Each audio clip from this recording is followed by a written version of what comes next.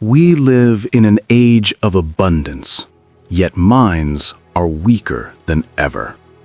People collapse over criticism. They crumble under stress. They seek comfort in everything that destroys strength. We have more resources, more knowledge, more tools for success than any generation in human history. Yet we've somehow created the most fragile generation of minds the world has ever seen. How did we get here? The answer is uncomfortable, which is exactly why most people refuse to hear it. We got here by design, not through malice, but through misguided compassion, through a culture that prioritized feelings over facts, comfort over character, safety over strength. We built a world designed to protect people, but ended up raising fragility instead. Think about it. We removed competition from schools so no one feels like a loser. We eliminated failure so no one experiences disappointment. We created safe spaces so no one hears uncomfortable ideas. And what happened? We created adults that cannot compete, who cannot handle failure, who cannot tolerate disagreement. Comfort has become our God, and weakness our culture. The Stoics warned us about this 2,000 years ago. Seneca wrote, "We suffer more in imagination than in reality." But he also wrote something even more important.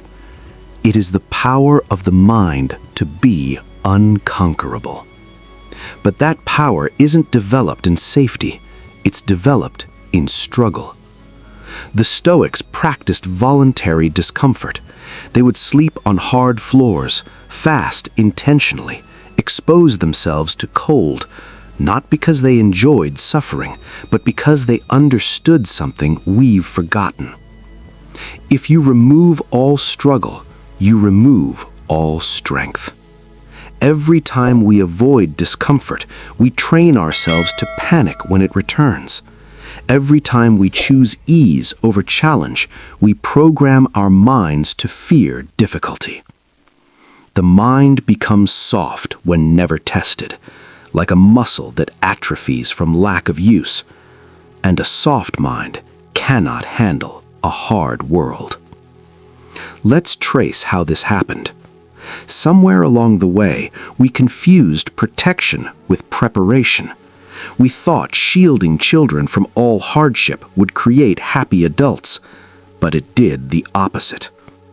We created participation trophies, thinking they would build confidence. Instead, they destroyed the value of achievement. We eliminated grades, thinking it would reduce anxiety. Instead, it removed feedback that drives improvement. We celebrated feelings over facts, thinking it would create emotional intelligence. Instead, it created emotional fragility. The road to hell is paved with good intentions, and modern compassion is building that road brick by brick. We teach people that their feelings are always valid, but we don't teach them that their feelings are not always accurate. We teach people to honor their emotions, but we don't teach them to regulate them. We teach people to express their pain, but we don't teach them to overcome it. And so we've created a culture of victimhood, where suffering is an identity, where weakness is celebrated as authenticity, where struggle is reframed as trauma. This is the crisis. Not that people suffer, but that they're taught suffering defines them. Marcus Aurelius faced plague, war, betrayal, and loss. Yet he wrote, "You have power over your mind, not outside events. Realize this, and you will find strength." He didn't say realize this and you'll feel better. He said you'll find strength. Because strength isn't given, it's found, in the places we're afraid to look. So what's the antidote? How do we stop raising weak minds? The answer is not cruelty, it's challenge. Here are the 4 pillars of mental strength that we must restore. First, expose yourself to difficulty intentionally. Cold showers, hard physical work, voluntary solitude, these aren't punishments, they're practice sessions for when real difficulty arrives. The Stoics called this premeditation of adversity. They would imagine worst-case scenarios not to create anxiety, but to build resilience. When you practice discomfort, you stop fearing it. When you voluntarily face challenge, involuntary challenge doesn't break you. This is why athletes train harder than the game demands, why soldiers drill endlessly for combat, why martial artists spar before they fight. You're building tolerance. You're expanding your capacity. You're proving to yourself that discomfort won't destroy you. Second, embrace emotional pain as training. Every disappointment is a repetition for your resilience. Every rejection is a lesson in detachment. Every failure is data for improvement. Stop running from emotional pain. Stop numbing it with distraction. Stop avoiding it through substances or screens or shallow relationships. Sit with it. Observe it. Learn from it. The person who faces their pain becomes stronger. The person who runs from it stays weak. Third, reject victimhood. This is the most seductive form of weakness because it comes with sympathy and attention.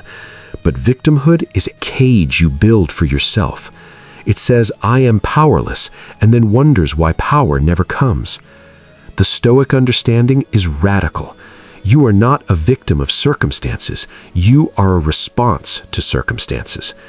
Even if terrible things happen to you, and they may have, you still have the power to choose your response, to build meaning from pain, to grow through struggle. This doesn't minimize suffering, it reframes it. From "this happened to me" to "this happened for me."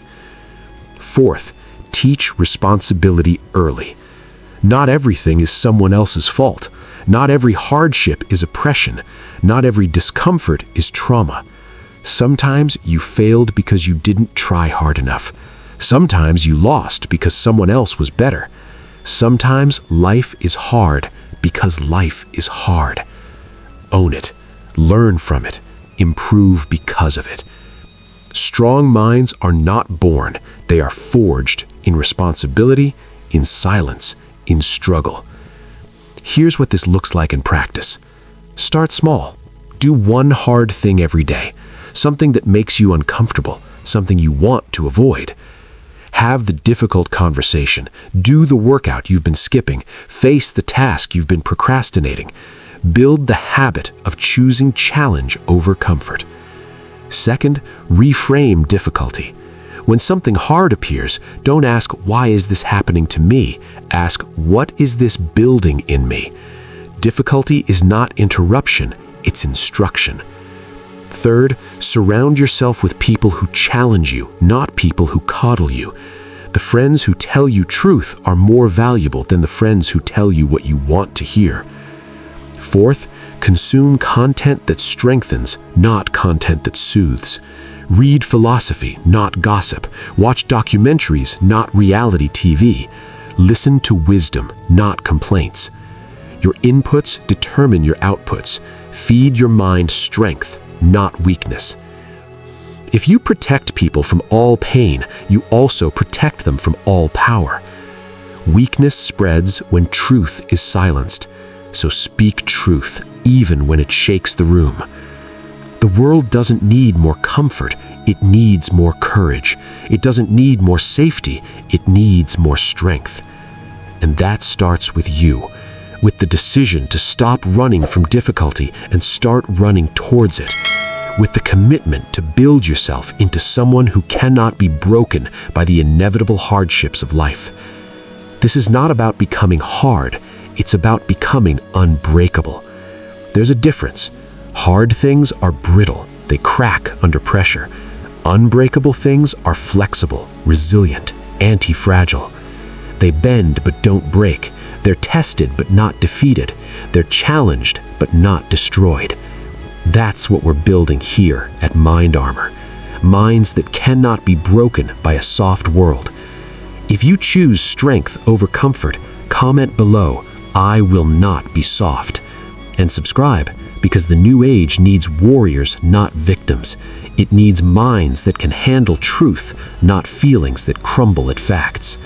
Welcome to the resistance against weakness. This is where strong minds are born.